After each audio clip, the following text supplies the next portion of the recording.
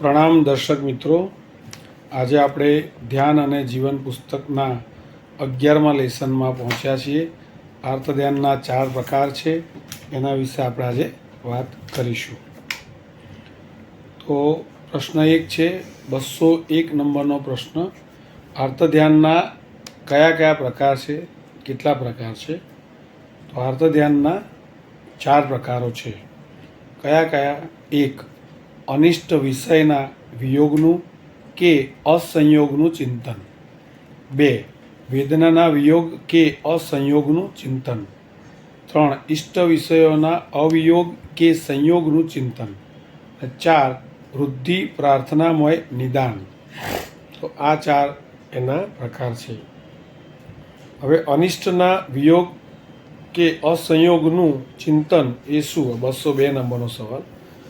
તો કહે છે કે આર્ત ધ્યાનના વિયોગ અસંયોગનું ચિંતન એ પહેલો પ્રકાર છે. તો એની આપણે વાત કરીએ છીએ અહીંયા. તો અણગમતા શબ્દ, રૂપ, રસ વગેરે વિષયોના વિયોગનું આ અસંયોગનું ચિંતન. ફરી એકવાર, આ પહેલો પ્રકાર છે અનિષ્ટના વિયોગ કે અસંયોગનું ચિંતન.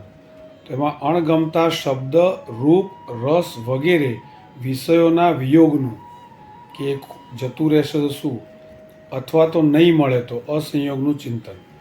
એમાં મન એવું એકતાન થઈ ચિંતવે કે આ અનિષ્ટ અણગમતો વિષય ટળે તો સારું, ન આવે તો સારું. દાખલા તરીકે, ઋતુની ગરમી પડી એ અણગમતી લાગે છે, એના અંગે આ ક્યારે ઓછી થઈ જાય, એ મુદ્દા પર મન કેન્દ્રિત થાય એ આર્ત ધ્યાન. આ આર્ત ધ્યાન તે વિષય પ્રત્યે અરુચિ યાને દ્વેષથી મલિન હૃદયમાં ઉઠે છે. એ દ્વેષ જ્યાં નથી ત્યાં એવું આર્ત ધ્યાન ઉઠવાને કારણ નથી, પછી ભલે વિષય અસુંદર હોય. દાખલા તરીકે, આંબેલ કરનારને લુખ્ખા ભોજન પર દ્વેષ નથી, તો એમ નથી થતું કે આવું લુખ્ખું ક્યાં મળ્યું, આ ટળે તો સારું.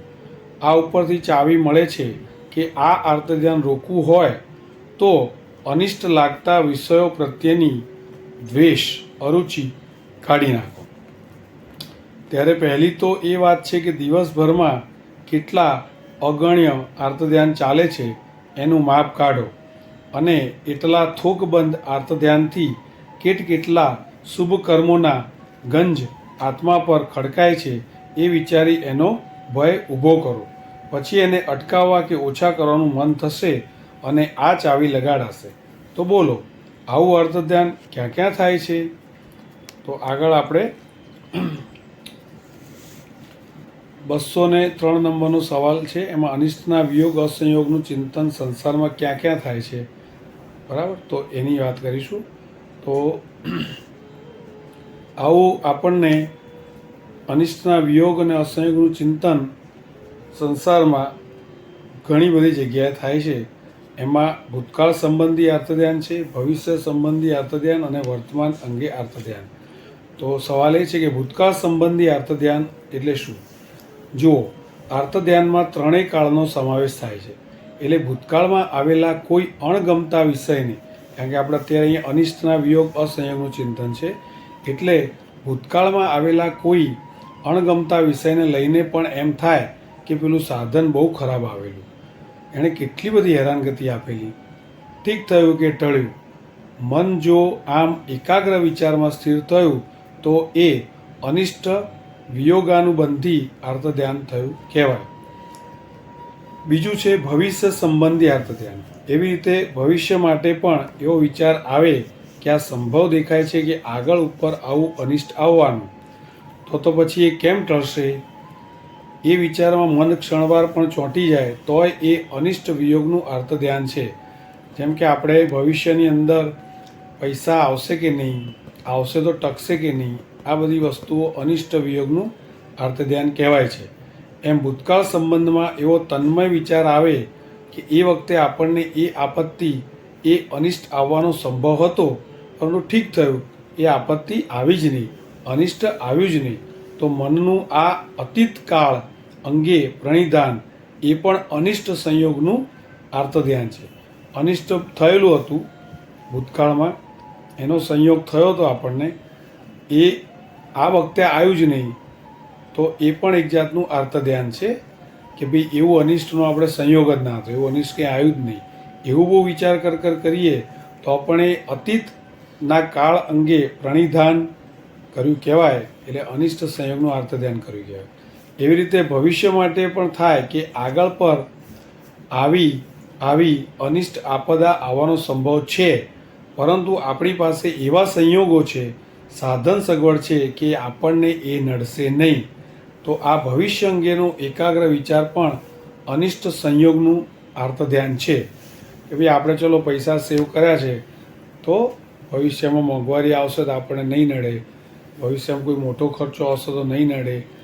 વ્યવસ્થા ચોક્કસ કરીએ પણ એ અંગેનું વિચારણા કરીએ કે આપણે તો સેફ છીએ, આપણે તો વાંધો નહીં આવે, આપણે તો બેંક બેલેન્સ ફૂલ છે. જો આવું બધું આપણે વિચારતા હોય તો એને પણ સાહેબજી કહે છે કે એ ભવિષ્ય અંગેનો એકાગ્ર વિચાર પણ આવો કોઈ અનિષ્ટ સંયોગનું આર્ત ધ્યાન છે.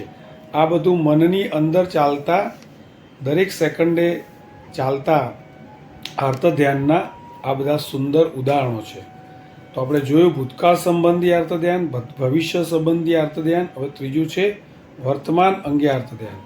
ત્યારે વર્તમાન અનિષ્ટ અંગે તો કહ્યું જ છે કે જો મન એવા એકાગ્ર ચિંતનમાં પડે કે આ કેમ ટળે, યા આ ટળ્યું તો ખરું પણ હવે ન આવે તો સારું, અથવા બીજાને આવ્યું પણ આપણને આ અનિષ્ટ નથી આવ્યું તે સારું છે, તો આ વર્તમાન કાળ સંબંધી અનિષ્ટના વિયોગનું કે અસંયોગનું આર્ત ધ્યાન છે.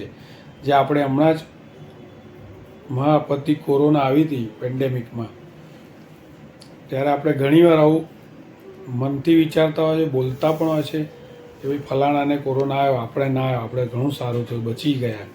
તો આવું પણ માત્ર મનમાં વિચાર કરવાથી, બોલીએ તો છીએ જ, મનમાં વિચાર કરવાથી અને વચનથી બોલવાથી પણ આ એ વર્તમાન કાળ સંબંધી અનિષ્ટના વિયોગનું કે અસંયોગનું આર્ત ધ્યાન કહેવાય છે. તો હવે કેવા અર્થ ધ્યાન ચાલુ? તો 207 નંબરમાં આપણે પ્રશ્નમાં લખ્યું છે જીવને અનિષ્ટ કેટલી જાતના છે અને તેને લઈને ભૂતકાળ, વર્તમાન કે ભવિષ્યકાળ સંબંધના અર્થ ધ્યાન કેવા થાય છે. તો એનો આ જવાબ છે. વિચારવા જેવું છે કે જીવને અનિષ્ટ કેટલી જાતના છે, આપદાઓ નાનેથી મોટી કેવી માનેલી છે, એ દરેકના ભૂતકાળ, વર્તમાન કે ભવિષ્યકાળ સંબંધના અર્થ ધ્યાન કેવા થાય છે. દાખલા તરીકે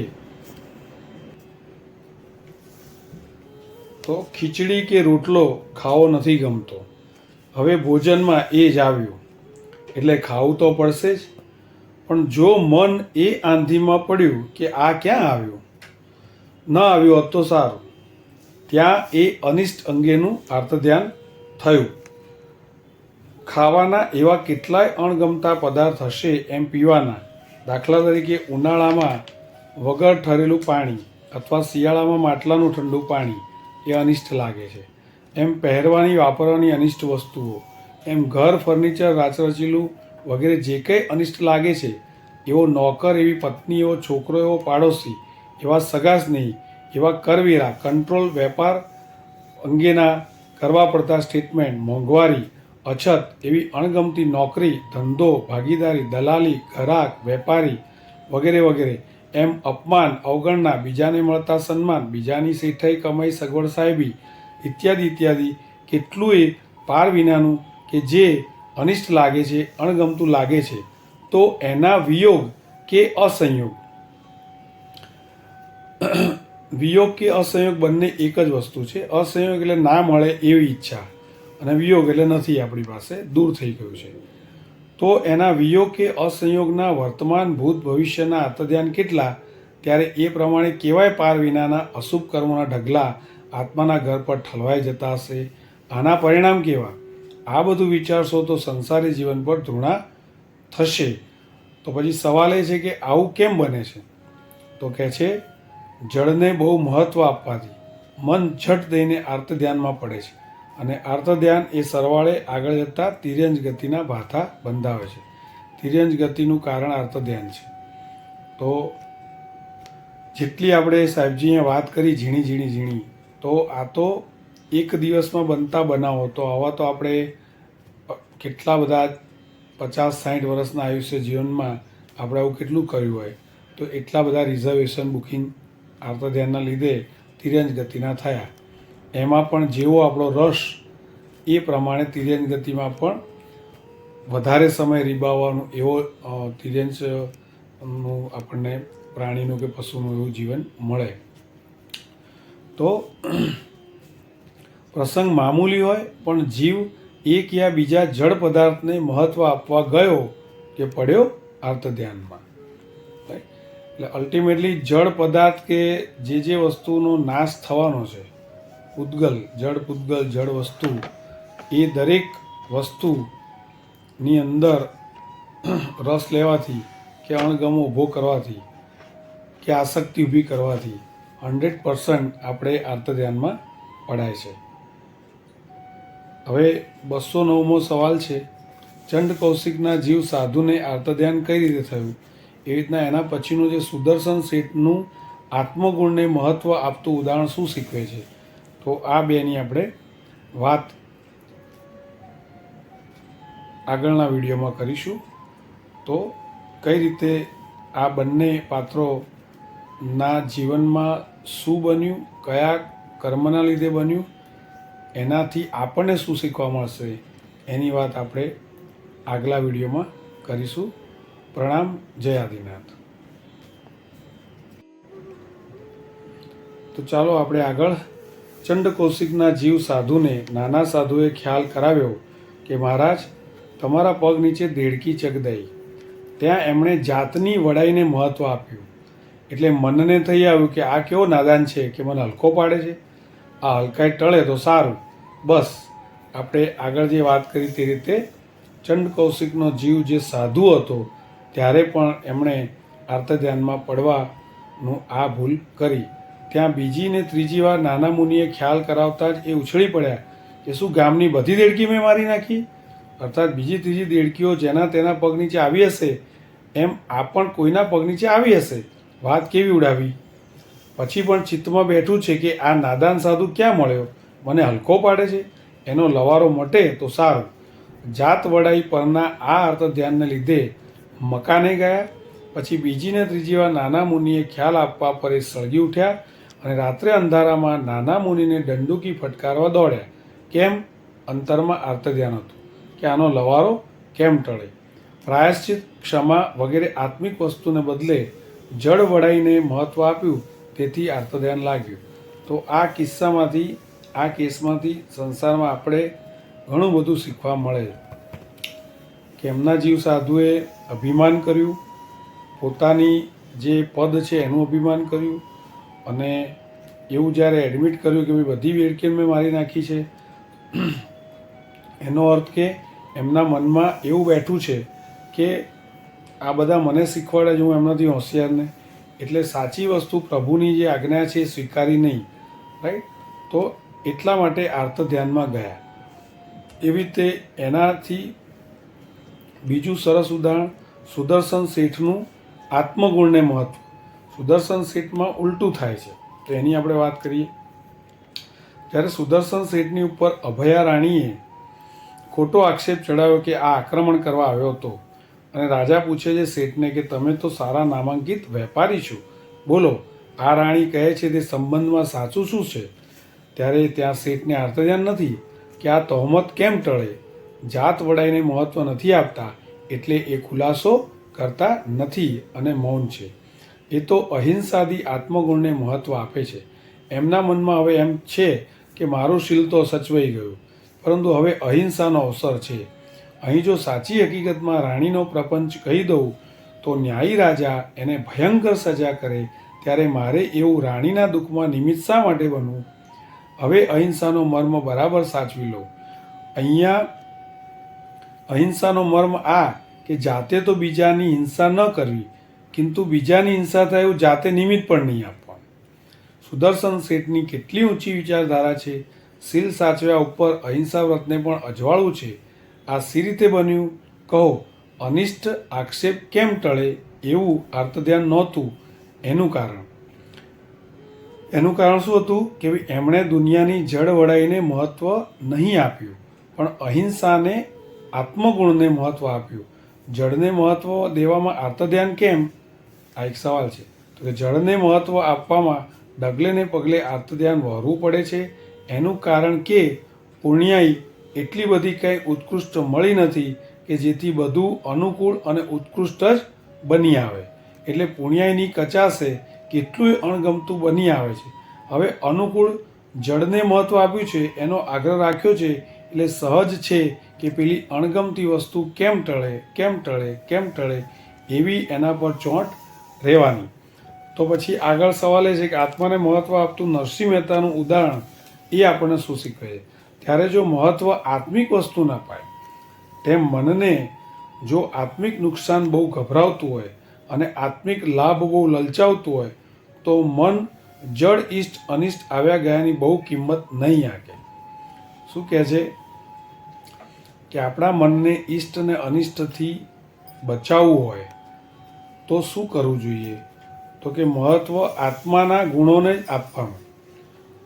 પરમાત્માની આજ્ઞા અને આપણા આત્માના ગુણો, આનો વિશેનો ખ્યાલ હોય તો ચોક્કસ વાંધો ના આવે. મનને જો આત્મિક નુકસાન બહુ ગભરાવતું હોય કે જો આ કાર્ય કરવાથી, આ પ્રવૃત્તિ કરવાથી મારા આત્માને નુકસાન થશે, એવું જ્યારે એક કન્ડિશન એ, અને બીજી કન્ડિશન શું છે કે આત્મિક લાભ બહુ લલચાવતો હોય. ભાઈ મારે કોઈ પણ જગ્યાએ સામાનો વાંક હોય ને કદાચ સહન કરવાનું આવ્યું તો ભાઈ આત્માનો ગુણ જ છે સહન કરવું, તો એ આપણા મનમાં બેસી જાય. એટલે શું કીધું? આત્માને થતો લાભ એની લાલચ હોય, ક્યાં પછી આત્માને નુકસાન થતું હોય એની બીક હોય. આ બે વસ્તુ જ્યારે આપણા મનમાં ફિક્સ થઈ જાય, સેટ થઈ જાય, ત્યારે પછી મનને જડ વસ્તુ આવી કે ગઈ, ગમતી આવી કે અણગમતી આવી, ગમતી જતી રહી કે અણગમતી જતી રહી, એના માટે કોઈ પણ જાતના રાગ દ્વેષ નહીં થાય. કહે છે ને કે નરસિંહ મહેતા ક્યાંક ભજન કરતા હતા અને કોઈકે આવીને એમને કહ્યું, મહેતા તમારી પત્ની મરી ગઈ. ત્યારે મહેતા નારાજ થવાને બદલે કહે છે, સુખે બસશું શ્રી ગોપાલ. કેમ એમ? શું પત્ની અનુકૂળ નહોતી? ના, ખાસી અનુકૂળ સેવાકારી હતી, પરંતુ મહેતાને મહત્ત્વ કૃષ્ણ ભજનનું હતું, પત્નીનું નહીં. આ રીતે આગળ મંત્રી તેતલીપુત્ર અને પોટ્ટીલાનું પણ ઉદાહરણ સુંદર છે. જ્ઞાતાધ્યયન નામનો આગમ છે. એમાં મંત્રી તેતલીપુત્ર અને એની ખાસ ચાહીને પરણેલી પત્ની પોટ્ટીલાનો પ્રસંગ આવે છે.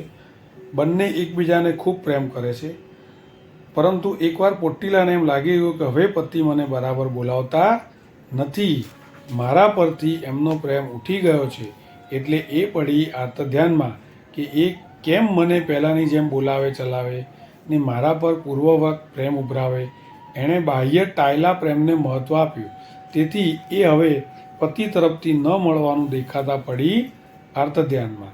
આ અર્થધ્યાન પર પતિને વશ કરવાના ઉપાય શોધે છે, પણ વળતું કાંઈ નથી ને મનને અર્થધ્યાન સતાવ્યા જ કરે છે. એમાં એકવાર સાધ્વીજી મળ્યા, એમને પોતાની કરુણ કથની કહે છે ને ઉપાય માગે છે. ત્યારે સાધ્વીજી એને કહે છે, ભલી રે ભાઈ, તું તારા દુઃખનું ખરું કારણ જ નથી સમજતી, તેથી દુઃખી થાય છે અને ખોટા ફાંફા મારે છે. તું પતિ નથી બોલાવતા એટલે દુઃખી નથી, કિંતુ તું જડ વિષયોને મહત્ત્વ આપે છે, તેમ તારા દિલમાં કામ વાસના સળગી રહી છે, માટે દુઃખી છે. જો તને કામ વાસના ન હોત અને જડ વિષયોને મહત્ત્વ જ ન આપતી હોત, તો પછી પતિ તરફથી મોહના લાડની અપેક્ષા જ ન રાખત. પછી એ બોલાવે ન બોલાવે એ શું કામ જોવત? જીવન જીવવાની બધી અનુકૂળતા તો તને એમના તરફથી મળી જ રહે છે ને, પછી માત્ર આટલા ખાતર દુઃખી થાય છે?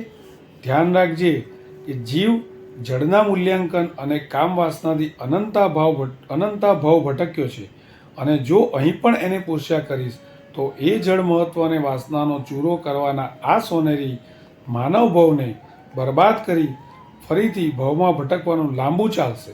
માટે ડાહી થઈ વાસનાને મૂકી દે. વિષયોને સેવાથી કે એને યાદ કર્યા કરવાથી તો એની વાસના પુષ્ટ થશે, અને એ જ પોસાયેલી પુષ્ટ બનેલી આગામી દીર્ઘકાળ ત્રાસ, સંતાપ અને વિટંબણા આપશે.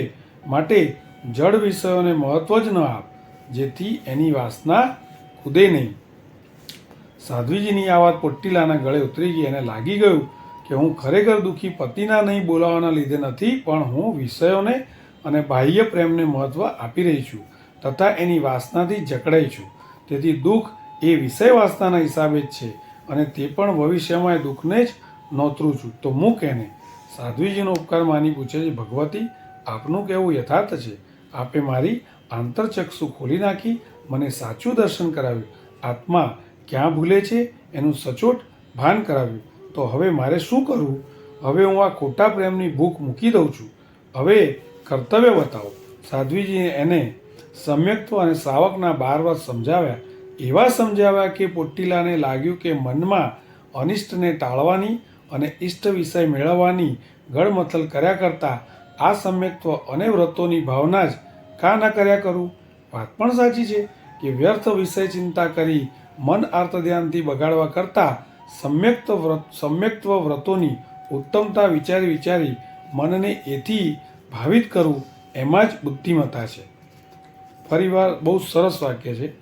વ્યર્થ વિષય ચિંતા કરી મન આર્ત ધ્યાનથી બગાડવા કરતાં સમ્યક્ત્વ વ્રતોની ઉત્તમતા વિચારી વિચારી મનને એથી ભાવિત કરવું એમાં જ બુદ્ધિમત્તા છે. પોટ્ટીલાએ સમ્યક્ત્વ સહિત વ્રતો સ્વીકાર્યા અને એને એવી સુંદર ભાવના સાથે પાળવા માંડ્યું કે પેલું દુઃખ તો ભૂલી પણ હવે પતિનો વિશેષ આદર પામી ત્યાગી, તપસ્વી, સંયમી જીવ કોને વાલો ન લાગે? માનવ જીવન વિષયોને મહત્ત્વ આપવાને બદલે પરમાત્માના માર્ગને મહત્ત્વ આપવા માટે છે. વિષય ભાવનાને છોડી આ સત્ય સમજી જવાથી પોટ્ટીલાના ચિત્તને અનિષ્ટ ટાળવાનું આર્તધ્યાન મટી મહા શાંતિ થઈ ગઈ અને સત્કર્તવ્યમાં લાગી ગઈ. આગળ આપણે સુદર્શન શેઠની વાત કરી. તેમણે કોને મહત્વ આપ્યું, તેમને શું ફાયદો થયો? સુદર્શન શેઠે પણ આક્ષેપને મહત્વ ન આપતા અહિંસાને મહત્વ આપ્યું. કહો આર્તધ્યાન ક્યાં રહે? આક્ષેપ આવ્યો ત્યાં પણ એ સંગીન વિચાર હતો. આક્ષેપ આવ્યો તો ભલે આવ્યો, એવાય કર્મ હશે ત્યારે આવ્યો ને. ફિકર નહીં, સહર્ષ વેઠી લેવાના, પરંતુ અહિંસાનો મર્મ નહીં ચૂકવાનો. આ હિસાબ હતો. કર્મના ઉદયને અકાટ્ય સમજી રખાય, પછી એનાથી ઊભા થતા અનિષ્ટ માટે હાય વરાળ સારું થાય, એ કેમ ટળે, કેમ ટળે, કેમ ટળે, એવો વલોપાત અને આર્તધ્યાન શું કામ થાય? ત્યારે જો એ વલોપાત નહીં તો પછી અહિંસાનો મર્મ કમાવાની તક શા માટે જતી કરાય? તો આ સમજી લેવા જેવું છે કે આપણે સુકૃતના કેટલાય સોનેરી અવસર કોઈને કોઈ આર્તધ્યાનના લીધે ગુમાવીએ છીએ. એનો અર્થ એ થયો કે કોઈ પણ વસ્તુ, વ્યક્તિ વિશે, સંયોગ વિશે આપણે ગમતું કે અણગમતું બંને માટે આર્તધ્યાન કરીએ છીએ. તો એ વખતે જો આપણે આર્તધ્યાન ન કરીએ તો તત્વદ્રષ્ટિ રાખીએ તો એ જ વસ્તુ અવસરને આપણે સુકૃત કર્યા જેટલું ફેરવી શકાય. સુકૃત કર્યું, ધારો કે કોઈ ગુસ્સો કરે છે તો આપણે એ વખતે એવું વિચારાય કે ભાઈ મને સહન કરવાની એમણે તક આપી છે, એટલે મારો આત્માનો જે ગુણ છે સહિષ્ણુતા, સહનશીલતા, એના માટે આ સામેવાળો વ્યક્તિ કે પરિસ્થિતિ એ મારા ઉપકારી છે. તો આ જબરજસ્ત એક જૈન દર્શનની વિશેષતા છે કે આવતા દુઃખ, આવતી તકલીફ એને આપણા મિત્ર ગણવા, જેથી તે આપણા આત્મા પર લાગેલા અનંતા ભવના અશુભ કર્મનો કચરો સાફ કરવામાં મદદ કરે છે. કોઈ પણ કર્મ ઉદયમાં આવ્યું ત્યારે પણ આ ધ્યાન રખાય. પછી એ કર્મ ને ઉદયમાં આવવા માટે કોઈ પણ નિમિત્ત લે, વસ્તુનું લે, કાળનું લે, દ્રવ્યનું, ક્ષેત્રનું, વ્યક્તિનું, એ નિમિત્તે એ આવે છે. એટલે જે કંઈક આપણી સાથે ખરાબ થાય છે ત્યારે આ 5-7 વસ્તુમાંથી જ કોઈ એકાદ નિમિત્ત હશે. અને એ વખતે જો ઊંડાણમાં આપણે આ વસ્તુ ડાયજેસ્ટ કરી હોય, ખરા હૃદયથી ઉતારી હોય તો અઘરી બહુ જ છે, પણ આની સતત પ્રેક્ટિસ કરવાથી ઘણા બધા આર્તધ્યાનમાંથી બચી જવાય. પણ એ વખતે આપણી પાસે આ જ્ઞાન લીધું હોય, જ્ઞાન હોય તો 1 સેકન્ડે વિચારીએ તો બહુ ઘણા બધા આર્તધ્યાનમાંથી બચી જવાય. રાઈટ? તો તો હવે આગળ કહે છે કે જો આવું આર્ત ધ્યાનને નિવારવાનું અટકાવવાનું કરીએ તો શું શું ફાયદા થાય. જે સુદર્શન શેઠને જે એમણે આ પરમાત્માની આજ્ઞા પ્રમાણે બધું લક્ષમાં લીધું, આક્ષેપને પણ મહત્ત્વ ના આપ્યું, તો એને ફાયદો શું થયો. અને એ ફાયદો એકલા સુદર્શન શેઠને નહીં, પણ જ્યારે જ્યારે કોઈ જીવ કે કોઈ આત્મા પોતાના જીવનમાં ઘટતા ઉદિત કર્મોની સામે આ વસ્તુનો અભિગમ રાખશે તો એને પણ આ બધા ફાયદા થશે. તો કયા ફાયદા છે? તો 1, સુકૃતના અવસરને બજાવી લેવાય.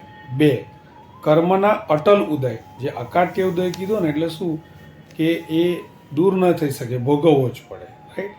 તો કર્મના અટલ ઉદય પર જાગતી નજર રાખવાથી અનિષ્ટ પર એકાંતે દ્વેષ થતો અટકશે. જે કંઈ પરિસ્થિતિ કે જે કંઈ વ્યક્તિઓ એના પર દ્વેષ થતો અટકશે, એટલે દ્વેષ પર બ્રેક વાગી જશે. હવે દ્વેષ થાય તો કર્મ પર થાય. દ્વેષ કરવાની ના નથી. પરમાત્માએ શું કીધું? બધી જ વસ્તુ સારી છે. રાગ પણ સારો છે, દ્વેષ પણ સારો છે, પણ આપણે બધા અજ્ઞાનતાના લીધે ઊંધું કરીએ છીએ. રાગ કરવાનો છે પરમાત્મા પર, પ્રશસ્ત રાગ, ધર્મ પર, ધર્માત્મા પર, મહાત્મા પર, પરમાત્મા પર, બરાબર છે. જે આત્માને સ્ફટિક જેવો ક્લિયર કટ કરી આપતી તમામ પ્રવૃત્તિ પર રાગ કરવાનો જ છે, અને દ્વેષ પણ કરવાનો છે. આપણે આપણા આત્મા પર જે કર્મો ખરાબ બાંધ્યા છે, બરાબર, એ બધા આપણે આગળના વિડીયોમાં વાત કરી છે કે કયા કયા અશુભ ભાવોથી કેવા કેવા આપણા આત્મા પર કર્મના ગૂંચળા આપણે બાંધ્યા છે, એના પર દ્વેષ કરવાનો છે. ગુસ્સો આવે તો પણ આપણે આપણા કર્મ પર જ ગુસ્સો કરવાનો છે, રાઈટ. તો શું કહે છે? દ્વેષ થાય તો કર્મ પર થાય, એટલે એને કાઢવાની શુભ બુદ્ધિ જાગે. એમાં શું થાય કે એક્સેપ્ટન્સ થઈ જાય કે આ મારી ભૂલ છે, રાઈટ. હવે એ ભૂલ અનાદિકાળથી કરતા આવ્યા છે, તો આ માનવ ભાવનો ઉપયોગ આપણે એ ભૂલને કરેક્ટ કરવા ધર્મનું અવલંબન લઈને જ્ઞાન લીધું, તત્વદ્રષ્ટિ રાખી કે આ તો મારો ફ્રેન્ડ છે, આ જે કર્મ આવ્યું છે, એટલા માટે આ પુસ્તક લખનાર ન્યાય વિશારદ પરમ પૂજ્ય શ્રીમદ વિજય આચાર્ય ભગવંત ભુવનબાનુ સુરેશ્વરજી મહારાજાને તાવ આવ્યો હતો, તો પણ જ્યારે તેમના શિષ્યો એમને કામળી ઉડાડવા જાય છે ત્યારે એકદમ ગુસ્સે થઈને ફેંકી દે છે કામળી, અને 4 ડિગ્રી જેટલો તાવ હતો. કે ભાઈ આ જે રોગ છે, આ તાવ છે, તો મારો મિત્ર છે, મારા કર્મ બાળવા આવે. તો આવા મહાત્માઓના આવા ઇતિહાસ વાંચવાથી આપણને ઘણું બધું નોલેજ આવે. એટલીસ્ટ જીવનમાં એકાદ વાર બી જો આપણે આ જ્ઞાન સાથે એ કરેક્ટ કરીએ અને શાંતિથી વિચારવાથી ઘણો બધો ફાયદો થાય છે. એમ ક્રોધ છે એવું જ છે કે ભાઈ પહેલી 5, 10, 15 સેકન્ડ જ મહત્ત્વની હોય છે. એના માટેના અઢળક લોકોના વ્યાખ્યાનો, ભાષણો, પ્રવચનો દરેક ધર્મમાં અવેલેબલ છે. અને એવું કહેવાય છે ક્રોધ એ તો થોડીક ક્ષણોનું પાગલપણું છે, બરાબર છે. તો શું કહે છે કે જો તમને તમારા કર્મ પર દ્વેષ થશે તો જ એને કાઢવાની શુભ બુદ્ધિ જાગશે, અને અનિષ્ટ ટાળવાનું આર્ત ધ્યાન નહીં થાય. એટલે જે આપણે એક જ દિવસના ગણીએ, મેં અગાઉ પણ વિડીયોમાં કીધું હતું કે એક જ દિવસના સવારે ઉઠીને રાત્રે સૂઈએ ત્યાં સુધીમાં ખાલી બેસીને લખીએ કે કઈ સેકન્ડે આપણને કયો વિચાર આવ્યો હતો, તો પણ એમાં અસંખ્ય આર્ત ધ્યાન જે હમણાં આપણે અહીંયા વાંચ્યું એ આર્ત ધ્યાનો છે. તો એ બધા લિસ્ટ આઉટ કરવાથી એટલીસ્ટ એ આર્ત ધ્યાન નથી કરવા જેવા એવો વિચાર આવશે. 1 દિવસ, 2 દિવસ, અઠવાડિયું, 10 દિવસ, 30 દિવસ પછી રોજ પ્રેક્ટિસ પાડીશું તો 31મો દિવસ એવો આવશે કે જેની અંદર આપણે ખ્યાલ આવશે કે આ 10 જગ્યાએ તો આર્ત ધ્યાન કરવાની જરૂર નથી, આમાં હું કશું કરી જ નથી શકતો. જે વસ્તુ થવાની જ નથી, આપણા હાથમાં જ નથી, એના માટેના ઘણા બધા આર્ત ધ્યાન આપણે કરતા હોય, અને એટલા તિર્યંત ગતિના ભવોનું રિઝર્વેશન કરતા હોય. તો આ તત્વદ્રષ્ટિ ખુલ્યા પછી આપણું મન શાંત થાય. આવતી ઘટના શાંતિથી, ભગવાને કીધું એ દ્રષ્ટા બનીને જોવાનું છે, પણ એ કદાચ આપણાથી શક્ય ન બને તો આ જે કર્મ ઉદયમાં આવ્યું એને 2 મિનિટ કે 1 મિનિટ મનમાં વિચારીએ તો આવા જ્ઞાન લીધા પછી આ જ ફાયદો છે કે આપણે એટલીસ્ટ એકવાર તો ખબર પડી જ જાય. નથી રહેવાતું. અને મુનિરાજનું વ્યાખ્યાન સાંભળ્યું, એમાં જ એમણે કીધું કે ડિપ્રેશન છે એ શું છે? આર્ત ધ્યાનનું એક પ્રકાર છે, રાઈટ. તો એક જ અશુભ વિચારમાં માણસ એટલો બધો લાંબા સમય સુધી રહે છે, હાલતા ચાલતા વાતચીત કરતો હોય, બધી પ્રવૃત્તિ કરતો હોય, પણ એના મનમાં એ વિચાર એટલી બધી હદે ચાલતો હોય છે અને એ વિચાર એકચ્યુઅલી સબકોન્શિયસ માઇન્ડમાં ચાલે છે, અવચેતન માઇન્ડ, રાઈટ. તો એ ત્યાંથી હટતો નથી. તો એ આર્ત ધ્યાનને કાઢવા માટે હજારો વર્ષ પહેલાં આપણા પરમાત્મા આપણને શીખવાડીને જ ગયા છે. થ્રુ ગણધર ભગવાન, થ્રુ આચાર્ય ભગવાન, સુધરામ સ્વામી પાઠથી આપણા સુધી આવા મહાત્માઓ લખીને ગયા છે, શુદ્ધ ગુજરાતીમાં, ઝીણું સમજાયું. તો એનાથી આપણે ઘણી પ્રેક્ટિસ કરી શકીએ. તો ફરી એકવાર ખાલી આર્ત ધ્યાનને નિવારવા 5 વસ્તુ: સુકૃતના અવસરને બજાવી લેવાનો, સહન કરી લેવાનું. બીજું, કર્મના અટલ ઉદય પર જાગતી નજર રાખવાથી એવા અનિષ્ટ એટલે અણગમતા પર એકાંતે આપણને દ્વેષ અટકશે. દ્વેષ અટકશે એટલે દ્વેષ ત્યાં અટકાવવાનો છે, પણ કરવાનો આપણા કર્મ પર છે.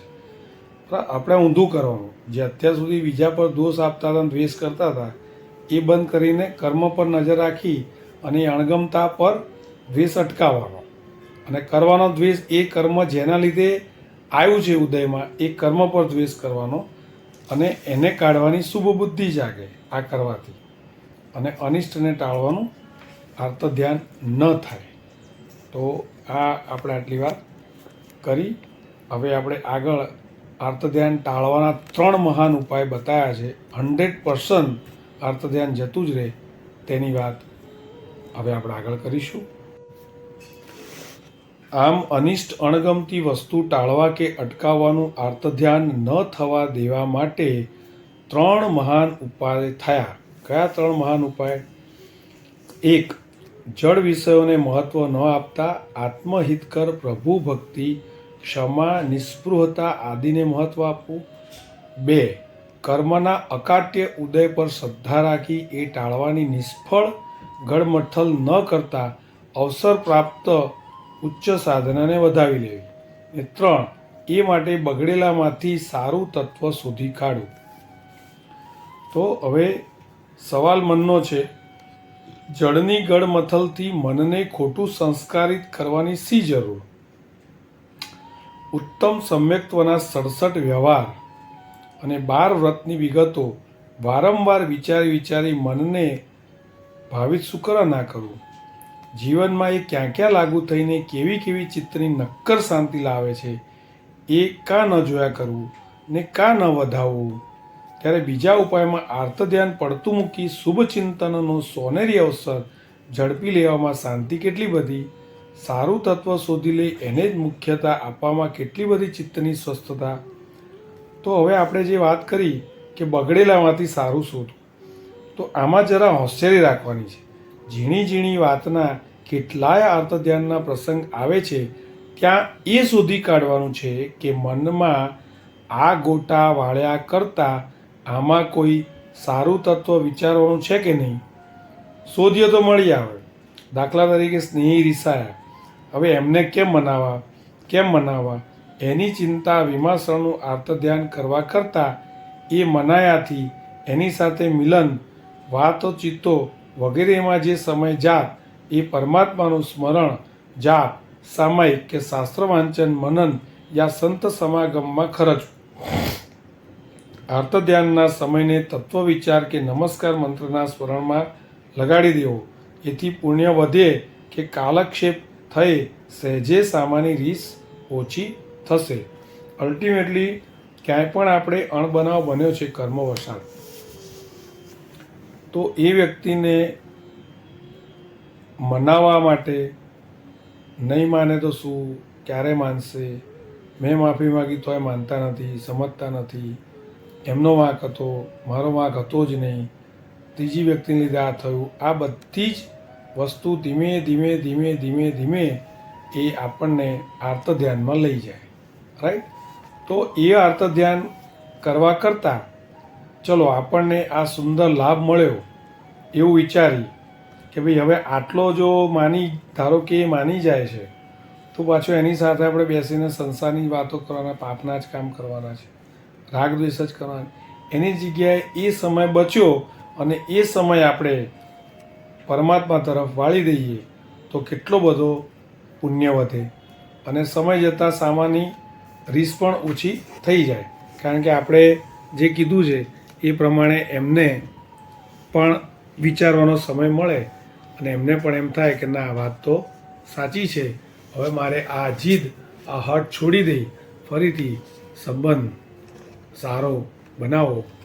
તો એને મનાવવામાં આપણે આર્તધ્યાનમાં ચડી જઈએ તો પ્રોબ્લેમ આપણો પોતાનો આત્માનો વધી જાય, કારણ કે કોઈ સાથે આવવાનું નથી, વ્યક્તિ નહીં, વસ્તુ નહીં, બધું જ આપણા આત્મા પર અત્યારે આપણે જે પણ પ્રવૃત્તિથી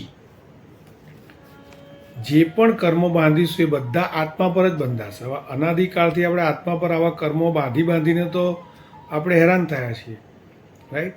તો અલગ અલગ યોનિમાં આપણે ઉદ્વીકરણ કર્યું, આત્માનું ઉત્થાન કરતાં કરતાં સવિશેષે આપણને આ મોંઘેરો માનવ ભાવ મળ્યો છે. તો અહીંયા વિશેષ મન પણ મળ્યું છે. તો એ મનથી આપણે આ જ બધા તત્વ શીખવાના છે, સમજવાના મહાત્મા પાસેથી, રાઈટ. અને એનાથી આપણે કરેક્શન કરવાનું છે, નહીં કે જૂના સમજણ ના પડે અને નવા બાંધતા જઈએ તો એને રાગાદીનો અભ્યાસ જે આપણે અનાદિકાળનો છે એમાં તો આપણે વધારો કર્યો, ઉમેરો કર્યો, તો અલ્ટિમેટલી પછી આપણે બહુ સારી આશા ન રાખી શકીએ. આપણે કુપથ્યનું સેવન કરતા રહીએ, ન ખાવાનું ખાખા કરીએ અને પછી આશા રાખીએ કે ડૉક્ટર છે ને પૈસા એ મટાડી દેશે, એવું શક્ય નથી બનતું. તો બગડેલામાંથી સારું તત્વ આ શોધવાનું, રાઈટ. એમ છોકરાએ કે કોઈ માણસે કંઈ બગાડ્યું તો હવે જો એ મહત્ત્વનું નથી તો એની હાયવોય કરતાં ચિત્તને કોઈ સારા કામમાં જોડી દેવાનું, અને જો એ મહત્ત્વનું છે તો પણ આર્તધ્યાન કર્યા વિના છોકરાને કે માણસને એની બીજી સારી વાત, વસ્તુ, પ્રશંસાથી ઉત્સાહિત કરી પછી એને કહેવું કે જો આ જરીક ભૂલ કરવાની બિનસાવધાની તને આગળ પ્રગતિમાં વિઘ્નરૂપ થશે, તારે મહાન બનવાનું છે તો એ માટે સાવધાની બહુ જરૂરી છે. એમ પ્રશંસા, મહાન બનવાની પ્રેરણા અને હિત ઉપદેશ દઈ દેવા, આ સાયકોલોજી છે. આમ કોઈને પણ સામેવાળાએ ભૂલ કરી હોય, આપણો પુત્ર હોય, પુત્રી હોય કે કોઈએ પણ, તો એની જનરલી આપણો ટેન્ડન્સી એવી હોય છે કે આપણે એ ખોટું છે એ સાબિત કરવા માટે અને આપણે સાચા છીએ એ સાબિત કરવા માટે ન બોલવાનું બોલી જઈએ છીએ, અને એના લીધે આપણા માટે સામાવાળાને સદભાવ રહેતો નથી. પણ એની જગ્યાએ એના જે બીજા ગુણો છે એની પ્રશંસા કરવાથી એને ઉત્સાહિત કરીને પછી કહીએ કે તારામાં આટલા બધા ગુણો છે પણ આ એક તારથી જો આ ભૂલમાં તું સાવધાની રાખીશ તો ગમે ત્યારે પણ તારે મહાન બનવાનું છે, એમાં તને આ નડે નહીં. મને કેમ કર્યું, તું ખોટો છે, આવું બધું કહેવા કરતાં તારી પાસે ઘણા ગુણો છે, એ ગુણોની વાત કરી, આવા એકાદ બે અવગુણ છે એને દૂર કરવાથી તું કેટલો આગળ જઈશ. તો આવું સમજાવવાથી એ ખૂબ જ સારું રિઝલ્ટ મળે છે. આ એક સાયકોલોજી છે. ઠપકાનું પણ એક સાયન્સ છે. ઠપકો ક્યારે કોને કઈ રીતે અપાય જેથી આપણા માટે સામેવાળો સદભાવ ગુમાવે નહીં, મેસેજ પાસ થઈ જાય, એ પણ સમજી જાય, એ પણ સુધરી જાય અને એટલીસ્ટ કમિટમેન્ટ કરે કે આવું હું ફરીથી નહીં જ કરું, ધ્યાન રાખીશ. તો આ બધું ઠપકાનું સાયન્સ, રાઈટ. તો એ રીતે બગડેલામાં પણ સારા તત્વના અવસર સચવાશે.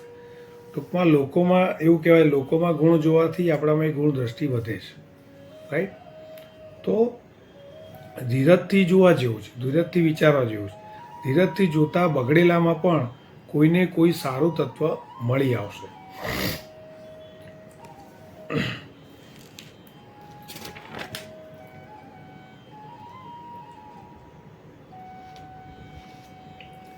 હવે આગળ છે કર્મના અકાટ્ય ઉદય અને જળની તુચ્છતા. એ શું છે?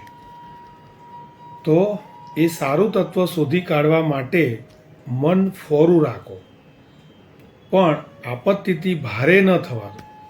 શું કહે છે? સારું તત્વ શોધી કાઢવા માટે મનને ફોરું રાખો, એટલે મન સ્વચ્છ રાખો, ક્લિયર રાખો.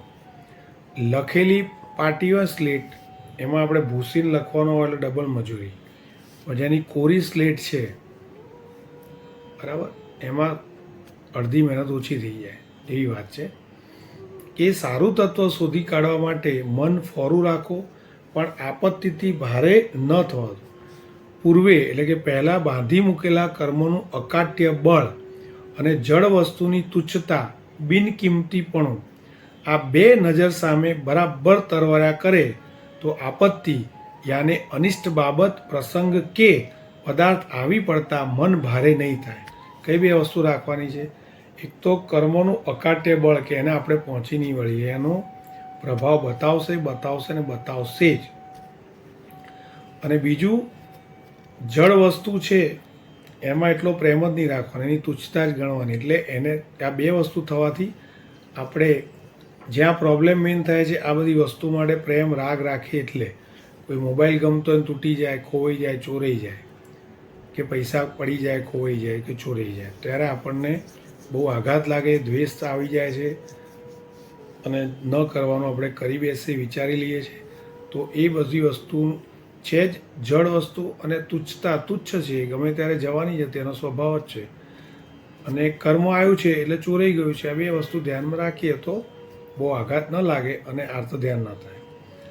તો આ બે નજર સામે બરાબર તરવર્યા કરે તો આપત્તિ અને અનિષ્ટ બાબત, પ્રસંગ કે પદાર્થ આવી પડતા મન ભારે નહીં થાય. આપત્તિના વિયોગની ગળમથલમાં ચિત્ત ન પડે, આર્ત ધ્યાન ન થાય. સમજી મૂક્યું છે કે કર્મના ઉદય ટાળી શકાવાના નથી, એમ જડનું એવું મહત્વ નથી, માટે ચાલે એમ ચાલવા દો.